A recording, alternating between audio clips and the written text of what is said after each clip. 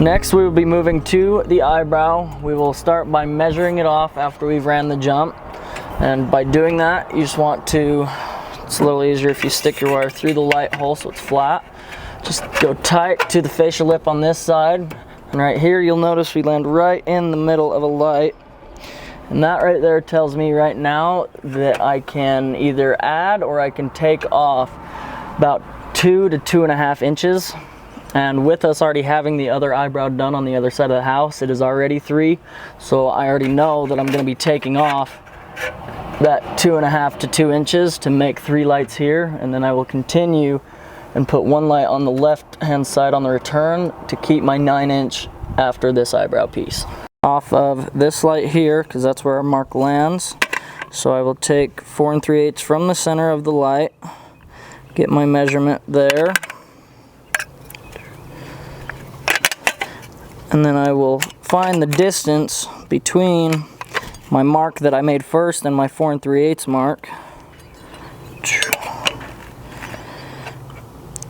That comes to about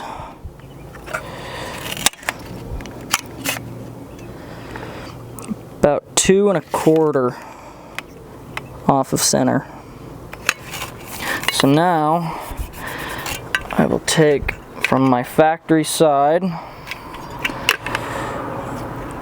2 1/4 inches, and then I will go back 3/4 of an inch to create that cap. So my track is sealed off on this right hand side up here.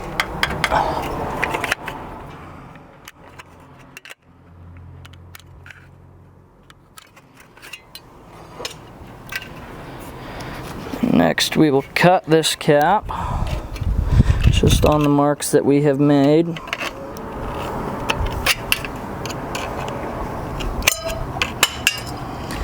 I like to do a little triangle inlay cut after you make that bend piece, so when you do bend your cap up, it doesn't crease on that bend.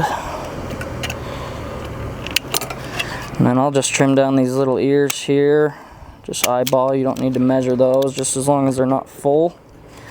And I'll bend my track out, take linemen's, fold that cap end down,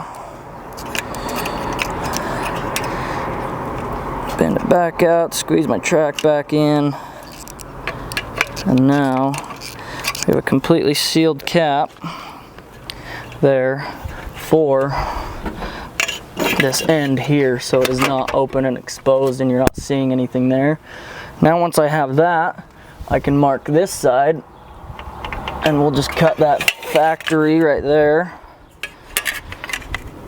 and put a miter on it to go to our next piece.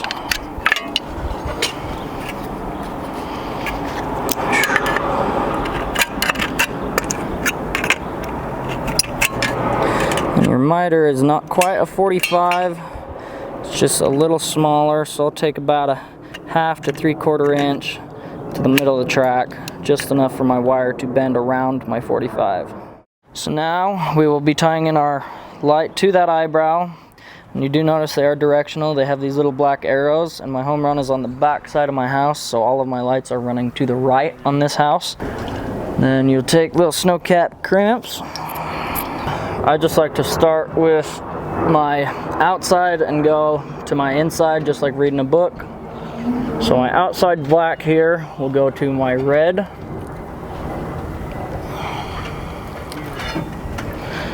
And we use crimpers here, crimp that down, and the wires will not come out. White next to the inside black.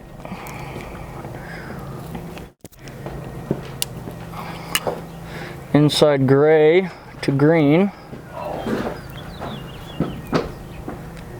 It's jellyfish lights. And then outside gray to black. And that is a standard hookup for just jump to jump right there. So you've got your red to your outside black, white to inside black, green to inside gray, black to outside gray. And then the reason why I tied it in this way is because this is a standard jump. It is less than 20 feet, so I do not have to add a transmitter or a receiver onto this. If this jump was over 25 feet, I would tie a transmitter onto this bottom side and then receive on my top end. Now we will take our 3 light eyebrow piece that we already cut, plop our lights into there.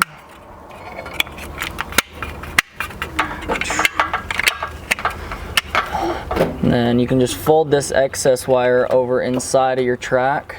And you can even just shove that wire back up inside. It's okay if you have a little extra, just make sure it's not over that 20-foot mark, or else you'll have to add on that transmit and receive. Now once I have it where I want it, I'll just take these C-clips, place those inside that drip edge there. And I will be grabbing 2 1/4-inch zip screws. Just these little itty bitty guys. Going to the back side, they do have little holes in the back. You just go through that hole into the soffit. And then always, just after you're done with your work, make sure to clean it off so you don't got fingerprints all over the house. And that is your eyebrow.